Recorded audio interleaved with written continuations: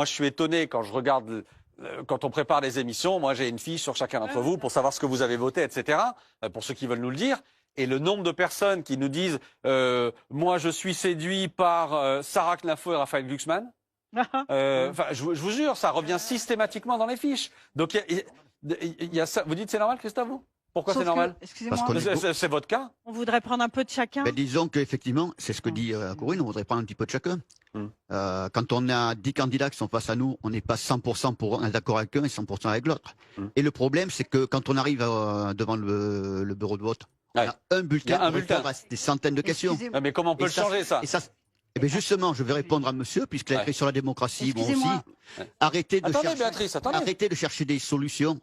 Il y a des dizaines de personnes qui ont déjà travaillé sur des solutions aussi bien en démocratie qu'en économie, qu'en écologie, etc.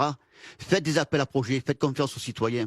Parce que les temps, ils ont changé. On n'est plus à l'époque où il y en a besoin de gens qui vont à cheval nous représenter à Paris. Moi, ce matin, je faisais du béton dans les Bouches-du-Rhône. Je suis ici ce soir pour participer à une mission politique.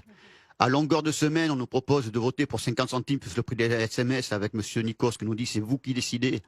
Mais en tant que citoyen, nous on décide de rien du tout. Par contre, les gens qui sont au pouvoir, ils écrivent des règles qui font que quand on veut se présenter à une élection, on a droit à 37 secondes de temps. Ah, ça, vous l'avez en travers. Je l'ai en travers, oui.